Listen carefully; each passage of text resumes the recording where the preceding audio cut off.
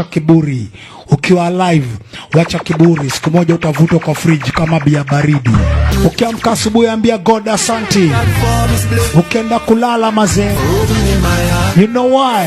Because August 11th, Langata Cemetery, what was meant to be a peaceful farewell to reggae hype man MC Fullstop, turned into an emotional scene and almost chaos.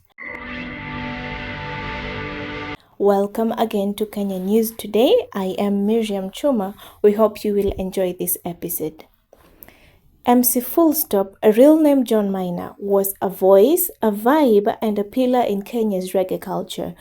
For years, his energetic emceeing kept crowds dancing late into the night. But after a long battle with illness, the reggae family gathered to say goodbye. As the casket was lowered, a murmur began to spread. Fans, some of whom had traveled from as far as Kisumu and Mombasa, began chanting, demanding the casket be opened one more time. Tupatie heshima ya mwisho, they shouted.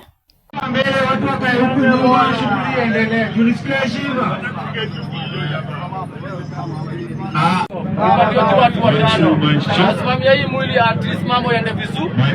Haya wengine watatafuta viti. Hapo sinalielewa.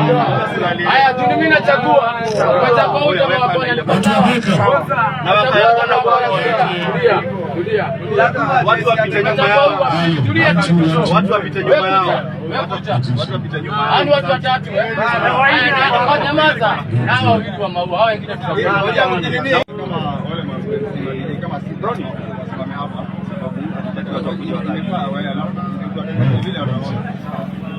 Family members and organizers pleaded for calm, explaining that the moment had passed.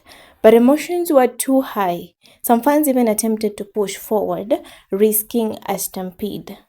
To many, this wasn't just about seeing his face one last time.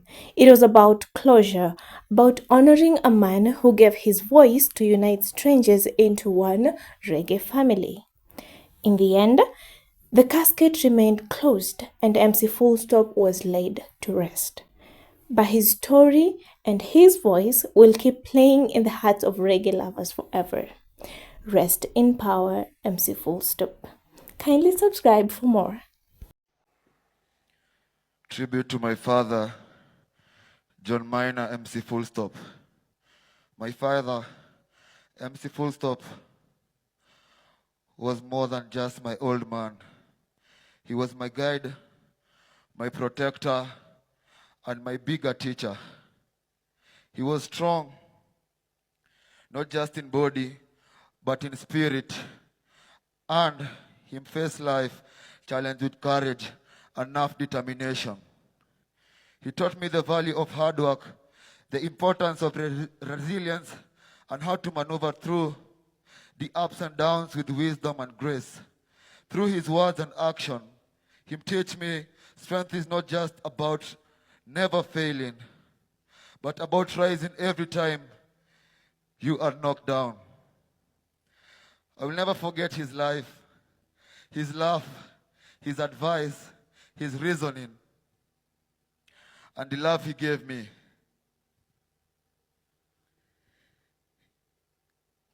Even though no longer there in flesh, the lesson he taught me will guide me for the rest of my life.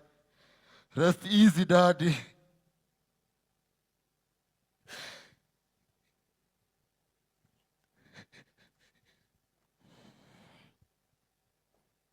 Your legacy will live on in me, and I will carry your name with pride. One gone, the next one born. Thank you. Bwana Yesu asifiwe. Mimi nitaongea na Kiswahili, nimekaa Uswahilini huko. Kwa majina yangu ni Mary Washeke, nimetoka Mombasa. Mladhangu John, mimi ndio mkubwa, yeye ndio last born. Bwana asifiwe. So mimi sina mengi kwa sababu ndugu yangu yani hakuwa na mambo mengi na mtu. Na wala akitaki kasirika, hungeweza kujua alikuwa anafunga tu mlango wake na akitoka imeisha. Kwa hivyo tunamwombea alale salama, Mungu amrehemu. Thank you. Let's appreciate Mary. Yes, Mwangi.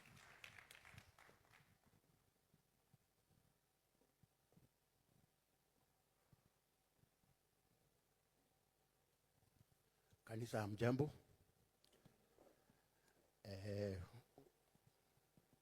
This is my brother. Mimi ni mkubwa wake.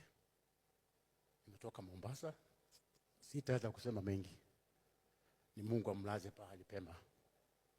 Mpaka toka hapo ona tena. Asante. Thank you, Mwangi. Let's appreciate Mwangi. And now finally, Alice will read the written tributes as she says something.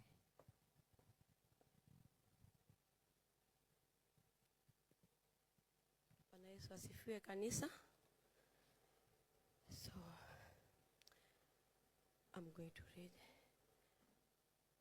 Our dear brother, we still can't believe that we are standing here today speaking of you in the past tense. How do we sum up the light you brought into our life when your energy still feel like it is vibrating in the air around us?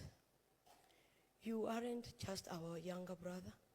You are a movement and a vibe from the moment you picked on that mic at a younger age.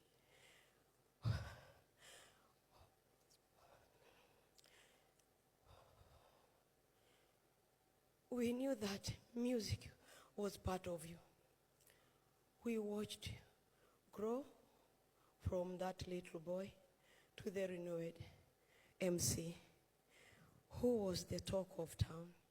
Even when the light went out and the crowd faded, you were still the same brother to us.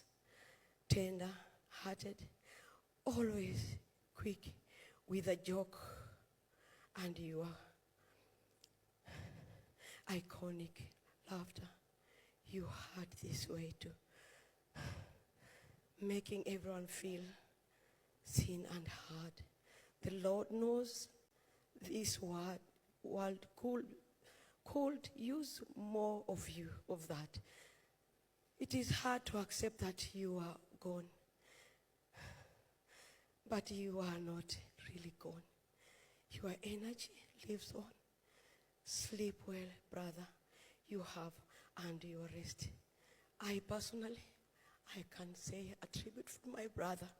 He was not only my younger brother, he was my best friend. He was a best uncle to my girls. He was everything to me. The person who was always waking up to check on me. How are you, my sis? And I would ask him, how are you doing? He would tell me, Niko biye. Niko biye, my sister. I'm strong like a lion. And I'm sure that, my sister, you are praying for me. And I will remain strong. Because the God you serve, he has sustained me. He has sustained me. He believed the prayer I've been praying for him. Because I walked with him the journey that he started being unwell. And even 2 years back, I camped in the hospital in Mombasa with him for 14 days. And I remember that day, he just turned his head where I was sitting because I was sleeping on the sofa next to him. And he just told me, my sister, I know your holiday is almost over. Don't leave me here in the hospital bed. And I told him, my brother, you are my everything. I won't leave you in the hospital bed because they are a team of prayer. They are just on their knees. We are praying hard. And I told him this will be the end of the matter.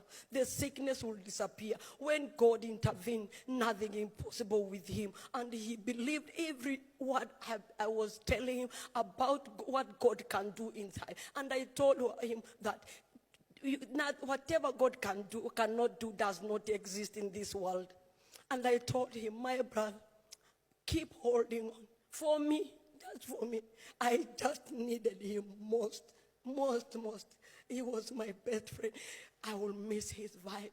And I remember that day I told him I will extend my holidays. And I did that. The next doctor who was treating him, I told him to give me a sick off of the next 14 days. And I camped with my brother. He was discharged from Mombasa Hospital. And we went back home. And the first checkup we went, he drove us to the doctor, and the doctor was also surprised that my brother was driving us for a checkup. And even the time I was leaving back to Switzerland, he drove me to the airport. And he had been sick sometime, even for a long time, and people, they will post him that he's dead. But it has never happened. But you see, it was a short illness which took him away. Me, I was in denial till I went to the morgue to see my brother. But what I can say, I pray for strength and to move on, because I lost a friend, not only my younger brother. I lost a friend, an uncle to my children.